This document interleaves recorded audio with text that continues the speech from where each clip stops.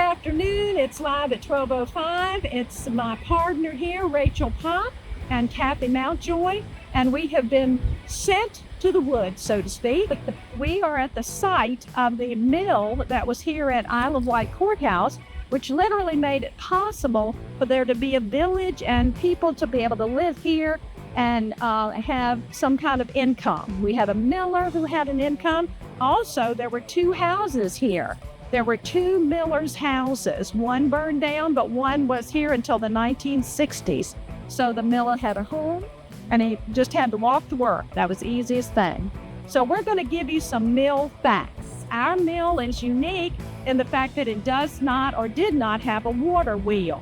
So it's a very unique kind of mill. And the water, this is called a mill race, and the water comes through the mill and it actually turns the stones. And it's a very sophisticated thing that has to do with science, which of course we know how much I love that. But it's kinetic energy, and that's how fast the water's moving when entering the wheel and the turbine is turning the wheel. And then, my all-time favorite, potential energy. That depends on the height between the entrance of the water and the exit. So obviously our mill is not here anymore, but you can see that the water comes from this section of the mill race and it comes into the mill. So this was a grist mill, and the miller usually charged a toll of 1/8 of the grain. So they had people who would come here and would have real fine flour, and then other people would just have a lower quality flour. And the miller would make the determination of what was what, because that was his profession. Most of it was used for animal feed in this particular mill, but a lot of it too was used for consumption, as in making flour.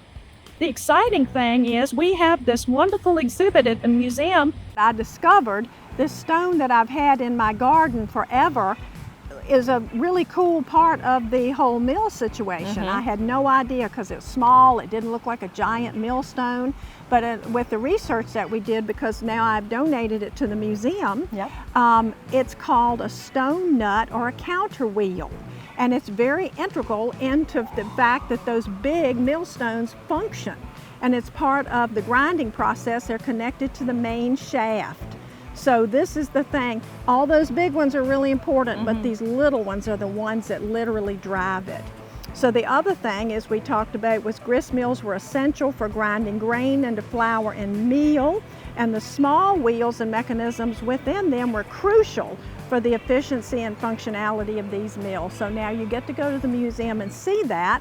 And it was so neat because there was a local farmer that he and his son came here, got down into this mill race with their tractor.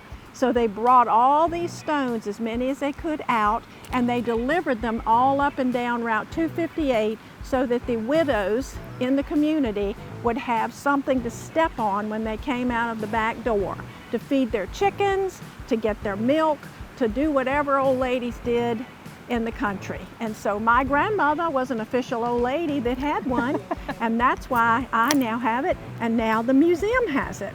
But there are other mills in Isle of Wight County, and you know more about them. There's a lot of mills in Isle of Wight County. One of the things that I noticed, after moving here, is that we do see a lot of the millstones being reused, repurposed. You've got the side steps at St. Luke's. Windsor Castle has one right in front of the house. So we really see that example of how these stones get reused from all of these mills, really across the county. We've been doing a lot of research on some of these kind of economic epicenters that are created by the different businesses and shipping and different merchants and things in Isle of Wight County. But one of the things that is interesting with the mill, as you mentioned earlier, there were houses and businesses and things here partially because of the mill. Exactly. And that's really made possible by that, but also the community that's created by the farmers, because if the farmers aren't actually bringing their grain here to be, taken and used in the grist mill and made into that finer powder, then really it wouldn't be successful. You just never know. The things that we sort of take for granted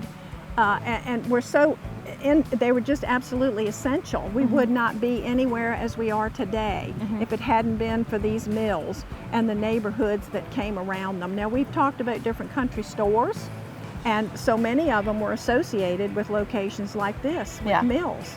So do definitely go to the museum and check out their new acquired gristmill stone and see if you can guess which one it is. The other thing I thought was kind of interesting was that there was some type of water gate. Would that have been kind of near where the bridge is today? More than likely. And then But they would have had to try and lift to make sure that they released the water. So this water actually is providing water for the city of Norfolk. Well, I think we've told them everything we can possibly tell them today. We'll just invite them to come to the museum, see the display that we have, and if you have stories, I tell you this all the time, if you have stories and things that you'd like to share about any of the things that we've said, please come and tell Rachel or Jennifer, our director, and they'll be more than happy to take down your information and they'll take your stuff, just like they took my stone. Thanks for joining us for another episode of Live at 12:05, and we will see you next week.